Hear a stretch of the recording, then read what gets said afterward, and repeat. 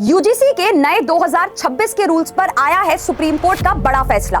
UGC के इन new rules पर supreme court ने फिलहाल के लिए स्टे यानी कि टेम्पररी स्टॉप लगा दिया है और आर्टिकल 142 की पावर को यूज करते हुए सुप्रीम कोर्ट ने कहा है कि जब तक कोई फाइनल ऑर्डर नहीं आता तब तक पुराने 2012 वाले यूजीसी रूल्स को ऑपरेशनल रखा जाएगा। सुप्रीम कोर्ट ने केंद्र सरकार और यूजीसी को नोटिस भी जारी कर दिया है और इस मामले में अगली हियरिंग होगी 19 मार्च को। अब 5 पॉइंट्स में समझते हैं कि सुप्रीम कोर्ट ने आखिर इन रूल्स पर स्टे क्यों लगाया है। नंबर 1, सुप्रीम कोर्ट ने खुद एक्सेप्ट किया कि इन रूल्स की लैंग्वेज बहुत ज्यादा वेग है जिसका इजीली मिसयूज हो सकता है, यानी कि फॉल्स कंप्लेंट्स का रिस्क बहुत ज्यादा है। इसलिए कोर्ट ने सजेस्ट किया कि इन रूल्स को फिर से लिखा जाए और लिखने के लिए एक एक्सपर्ट कमेटी की मदद ली जाए। दूसरा, सुप्रीम कोर्ट ने देखा कि इन रूल्स में ऑलरेडी एक सेक्शन है, सेक्शन 3E, जो डिस्क्रिमिनेशन को डिफाइन करता है, जिसमें religion, race, caste, gender, place of birth, disability सब कुछ इंक्लूडेड है। सुप्रीम कोर्ट ने इसलिए पूछा कि जब सेक्शन 3E ऑलरेडी सब कुछ कवर करता है तो सेक्शन 3C की क्या जरूरत है, जो कास्ट बेस्ड डिस्क्रिमिनेशन की अलग से डेफिनेशन देता है,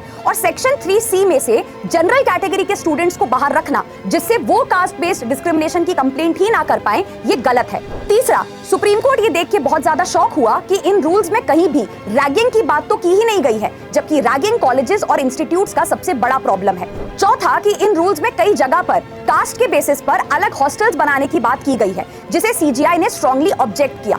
सुप्रीम कोर्ट चाहता है कि कोई भी कानून बराबरी लाए, ना कि कंफ्यूजन, मिसयूज और डिवीजन पैदा करे। आपका क्या सोचना है, कमेंट सेक्शन में जरूर बताइएगा।